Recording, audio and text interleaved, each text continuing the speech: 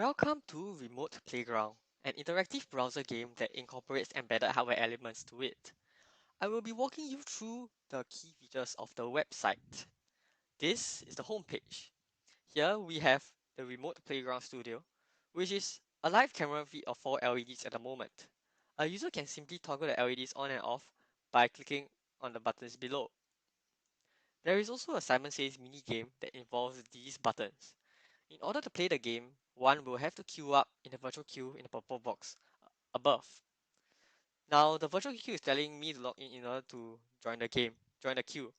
So I will have to sign up for an account first by clicking sign up.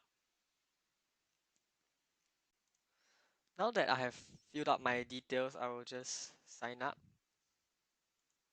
and then I will log in.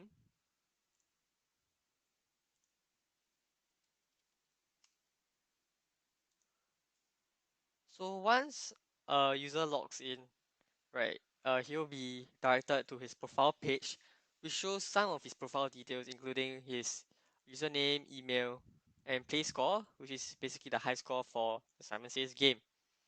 So to demonstrate how Remote Playground works when there are multiple users, I'll be showing two browser windows with two different users logged in to their respective accounts.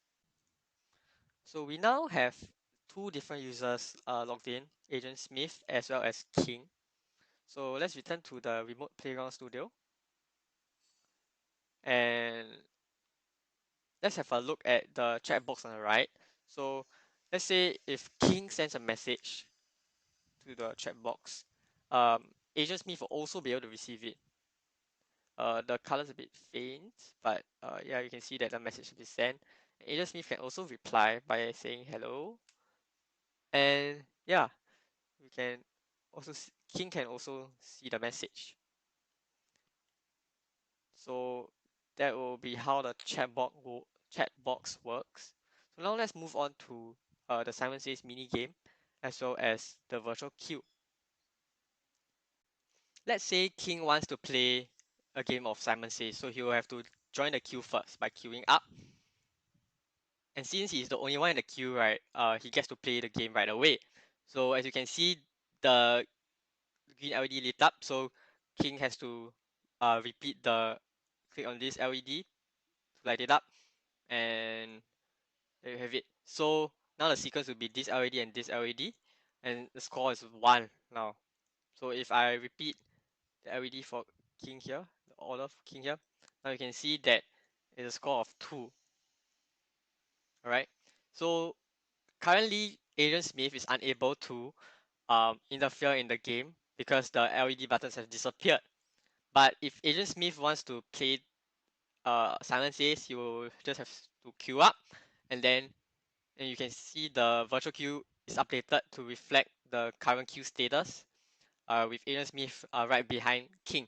So let's say if King wants to exit the game, right? So King will no longer be able to play the game at the moment, but Agent Smith is able to because it is his turn now.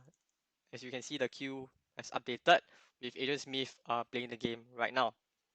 So let's say Agent Smith clicks on the wrong LED, he loses the game, and then the queue becomes empty, right? He leaves the queue, and then now currently all players will be able to control the LEDs as they normally would be able to. So that's it for Simon Says. We will now move on to the other pages of the remote playground. So we have an about page up here.